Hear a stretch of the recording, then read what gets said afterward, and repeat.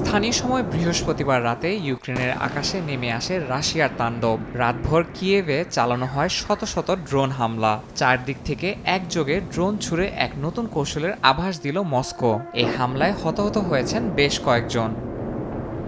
হামলায় Russia ৪০০ drone ও ১৮টি ক্ষেপণাস্ত্র ছোড়ে, যার মধ্যে ছিল ব্যালিস্টিক ও ক্রুজ মিসাইলও। অনেকগুলো ড্রোন শহর এড়িয়ে দিক পরিবর্তন করে আবার ফিরে আসে, যা ইউক্রেনীয় প্রতিরক্ষা ব্যবস্থার জন্য বড় চ্যালেঞ্জ তৈরি করে। যদিও ৩৩৮টি ড্রোন ও ক্ষেপণাস্ত্র ভূপাতিত করার দাবি করেছে ইউক্রেন। এই পরিস্থিতিতে মালয়েশিয়ায় আসিয়ান সম্মেলনের ফাঁকে মুখোমুখি বৈঠকে বসেন রাশিয়ার পররাষ্ট্রমন্ত্রী সার্গেই লাভরভ ও মার্কিন পররাষ্ট্রমন্ত্রী মার্কো রুবিও। রাশিয়ার পররাষ্ট্র মন্ত্রণালয় জানিয়েছে, ইউক্রেন সংকটসহ ইরান ও সিরিয়া বিষয়ে আলোচনা হয়েছে। মার্কিন পররাষ্ট্র দফতরের মুখপাত্র জানান, এই আলোচনা মানেই শান্তি চুক্তির পথ খুলছে না।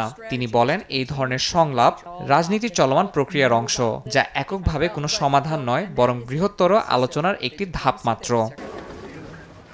এদিকে ইতালির রোমে এক সম্মেলনে ইউক্রেনের প্রেসিডেন্ট জেলেনস্কি জানান, পুতিন যুদ্ধকে দীর্ঘায়িত করতে চান এবং শান্তি প্রতিষ্ঠায় আগ্রহী নন। একই মঞ্চে ইতালির প্রধানমন্ত্রী জর্জিয়া মেলোনি বলেন, ইউক্রেনকে সমর্থন অব্যাহত রাখতে এবং রাশিয়ার উপর নিষেধাজ্ঞা আরও কঠোর করা উচিত। এদিকে জেলেনস্কি যুক্তরাষ্ট্রের কাছ থেকে আরও প্যাট্রিয়ট সিস্টেম ও মিসাইল চেয়েছেন।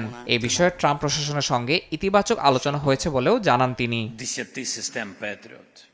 ইয়াসিন মোহাম্মদ জিসান, সময় সংবাদ।